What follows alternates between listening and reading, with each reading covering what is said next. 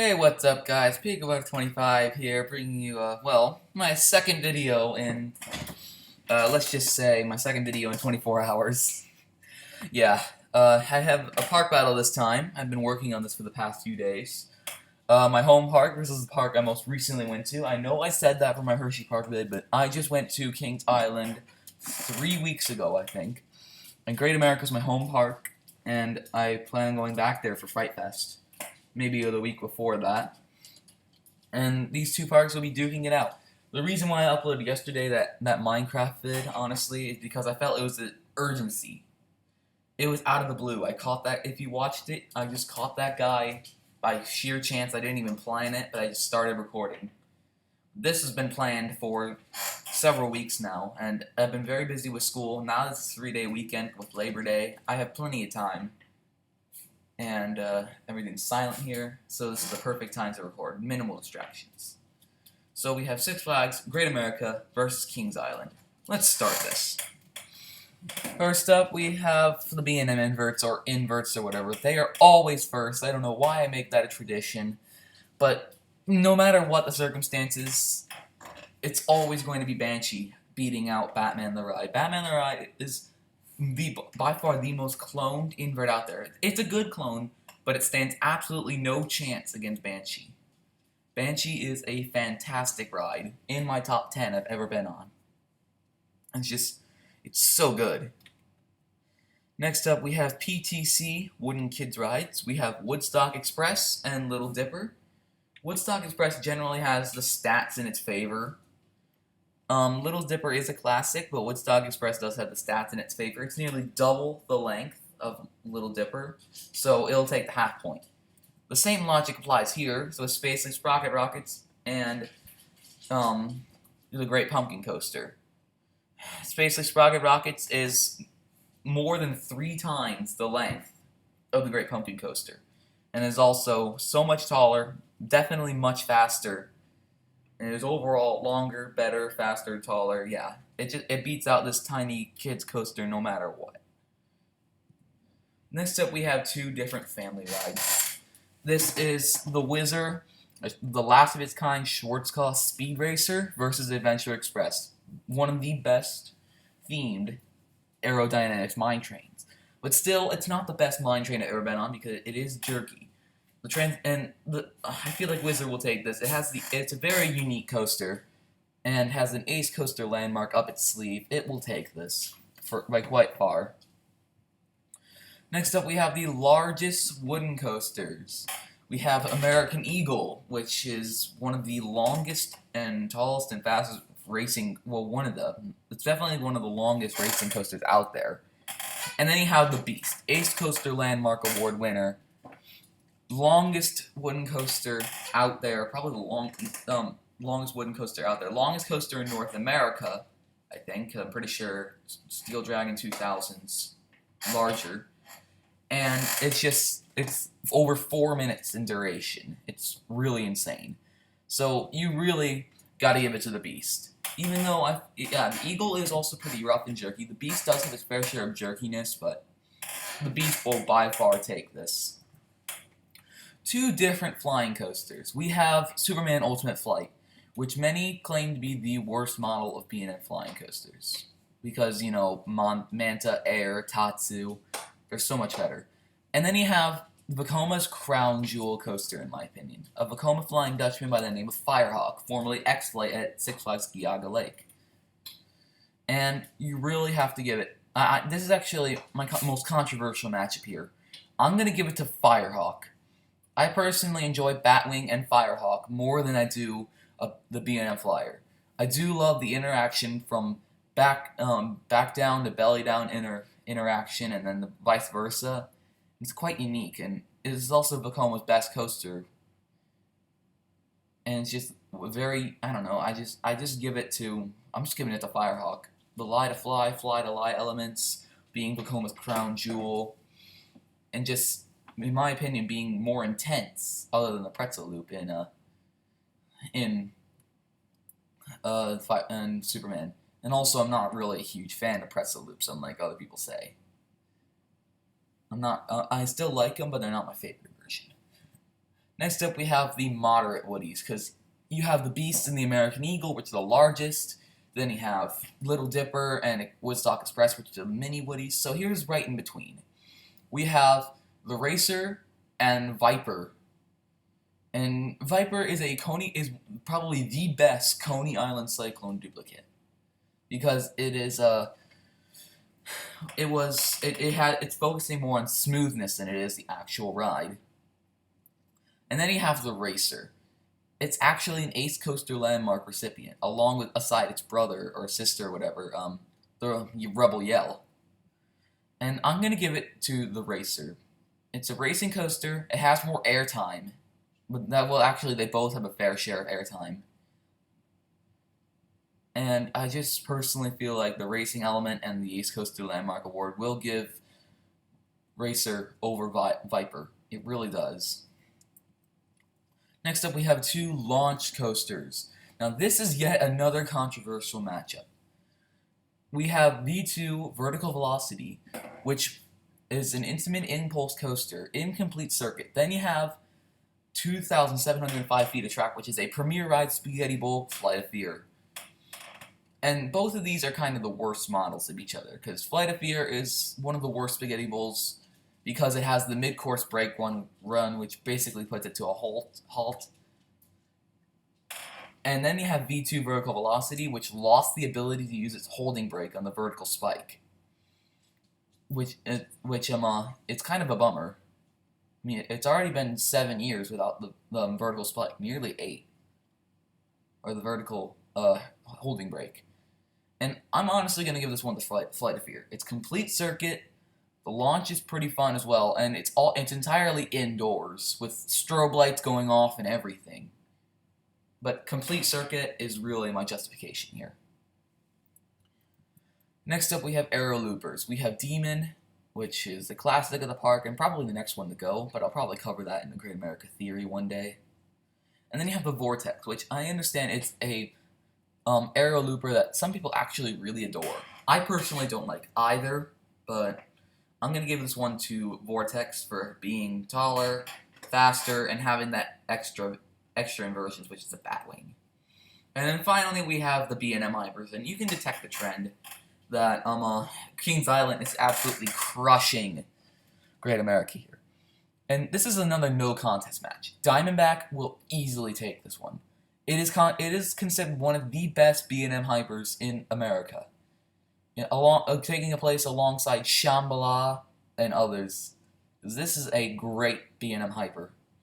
Plenty of airtime, very new and smooth, has the Intimidator seating, and it's a great coaster. It's in my top 5 I've ever been on, and it definitely beats out Raging Bull.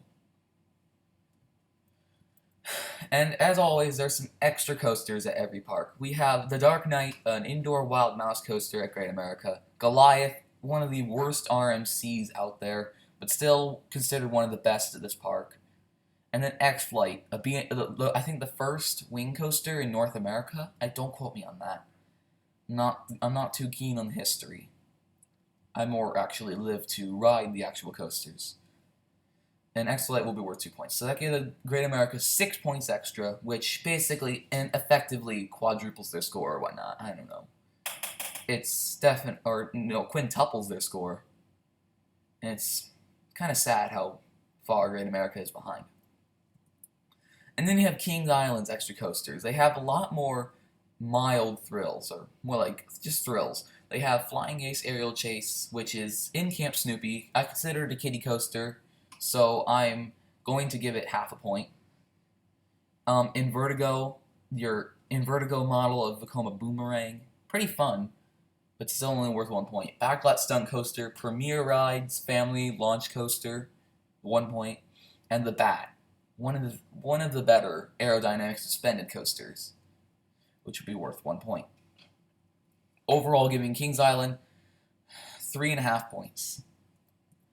Next up, we have the Drop Towers, and no contest, Kings Island's Drop Tower Scream Zone, will take this. It spins you on the way up, and is one of the tallest drop towers that is not built into another ride. It's one of the tallest. It's one of the tallest freestanding drop towers. Because Lex Luthor and Zumanjaro, they're built into another ride. This is not. This is freestanding. And the fact that it spins you on the way up, it's nearly 80 feet taller. It's going to take this one over Giant Drop. It's going to just take it. And then you have the Frisbees. We have Revolution, a Huss Frisbee that is indoor-facing seats. And Delirium, which has outdoor-facing seats, another Huss Frisbee model. And this is really going to take it. Delirium is going to beat Revolution. It is having outside seatings where you get more air or whatnot. I don't know. Outside seatings are better, and it's also run a lot more extreme. If Revolution at Great America was run like Max Air or Delirium, then I'd ride it more often. But it's not. Delirium's run at angles up to 10 and 2 o'clock, which is insane. And it will just take the point here. Just Delirium, take the point and run with it. And then we have the extra flat rides. We have Six Flags Great America's King Chaos and Justice League Battle for Metropolis ride. I am counting the new ride for 2016 here. I really am. And it could drastically affect the previous videos, but they're from 2015, so they could be considered outdated at this point. And we basically know what the Justice League ride is going to be, because it's going to be a clone of the rest of the ones over Texas St. Louis. And then you have King Chaos, Huss Top Spin. And then Kings Island has a Mondial Windseeker. So each of those will be worth 1 point. Next up we have family rides, and this could spark some controversy because if you've seen my vlog from July, I think, I do not count pay to ride attractions, which is like go-karts, the sky coaster, the slingshot. I don't count water park rides, kiddie coasters, and something else. So all coasters, pay to ride attractions, water park rides, and thrilling rides like Revolution, King Chaos, Giant Drop. So that leaves Great America with 31 and Kings Island with 29. And Great America has more, so they'll earn 2 points. Prices. We have Great America, which is slightly more expensive with their one-day ticket by $3, but Great America will take this for having significantly cheaper season passes. It really will take it for that reason. Significantly cheaper season passes. Park appearance. And here's my theorem. Cedar Fair parks are most of the time prettier than Six Flags parks. The same logic applies here. Cedar Fair parks are much more well-maintained. This is one of the better-looking Six Flags parks, but unlike Six Flags America, which has lots of desolate open land right by Gotham City, but this will go to Kings Island without a doubt. Operations. They both run about the same amount of trains. They run 2 to 3 on most coasters. Kings Island does run 3 on more coasters than Great America, as by the locker shelf evidence, like the little bins where you can keep your ride, loose items. I think when I was there, they ran 3 on Banshee, and they were booking the operations on that one.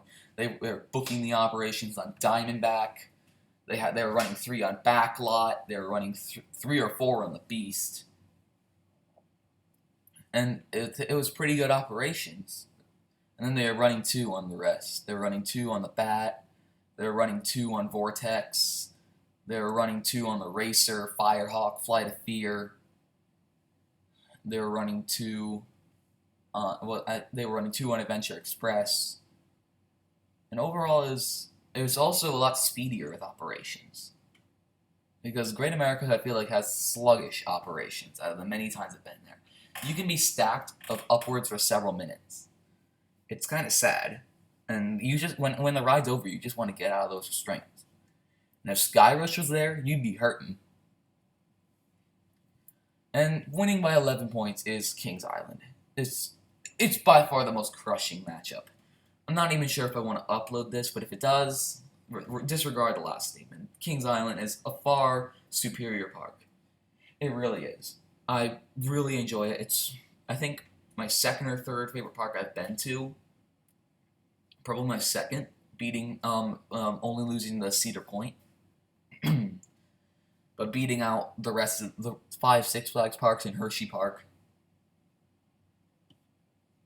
And it's just, the lineup can be overlooked at first, but it actually packs a punch. It really does, but Kings Island takes this by quite a long shot. So I'm contemplating uploading another park battle very soon. I do have plenty of time because when I come home from school, I have an hour alone, which gives me time to work on the PowerPoint or Keynote because I have a Mac. Gives me some time to record it. The thing is that I also get frequently bombarded by telephones, friends, and dogs. My dogs like being loud at this time. Thankfully, it was quiet during this recording, but we'll see how long it takes for me to get the next one up. Something tells me in a week or two, I probably won't be able to do it during the weekday, but I'm doing another park battle. I might as well spoil it, what it's going to be. Not the results, but I might as well spoil it. It's probably going to be Six Flags St. Louis against Six Flags America, two smaller Six Flags parks, well known for their water park, but also has a fair share of dry rides as well.